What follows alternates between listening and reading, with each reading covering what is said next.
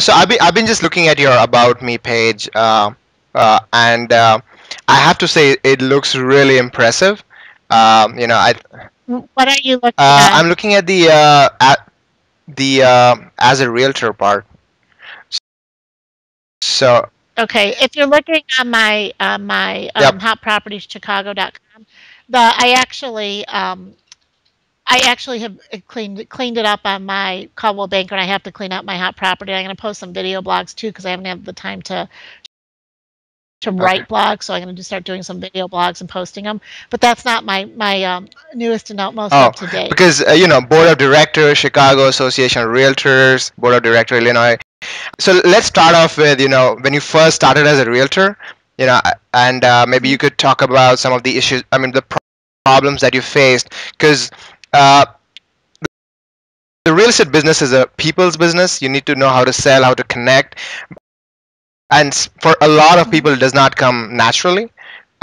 So was it something that it came naturally to you, or you had to sort of work on it? Because for me, talking to people, it doesn't come naturally. I'm actually really nervous right now, but uh, but I'm trying my best. So I mean, just going back to when you started and when how was it at that time? Because now you seem to be pretty accomplished. Well, I've actually in the last year pretty much given up my board positions and just focused on selling because all the volunteer leadership is actually you wish you could get paid for because it's almost a full-time job. But I'm still active in the association and committee levels and things like that. Because I think it's still important to be Oh, involved in definitely, yep. that because you can't sit back lane if you're not participating and helping it forward.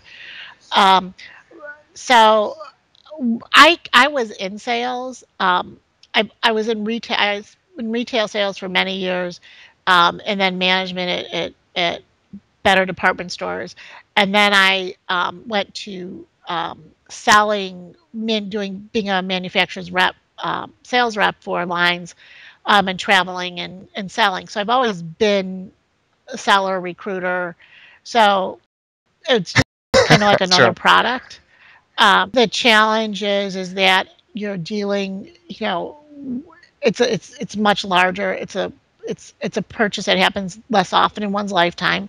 And in this market, it's challenging because typically a sales happening Yep. on is somebody's hardship. So to me, this is the hardest part for me is the emotional toll that it's taking on my Hmm. clients. And that's something that I've had to learn to manage differently over the last couple of years. I would say more the last year or two, because there isn't any seller who's walking away saying, you know what, I did great, like they did, True. a couple of years back. Now they're happy that you can sell it for them, but typically when you're helping them sell, you're also managing some sort of hardship with them. They're not getting the equity out that they can actually go buy something else. They might have to rent for a while and save some money. They might not have the money to retire to where Hmm. they want to retire. Um, so there's a whole set of new hardships that the emotional, that's the part that I've had to learn to manage is the emotional toll of my Okay. clients, that I can't let it, I have to, I can't, I need to manage it for Okay. myself. No, that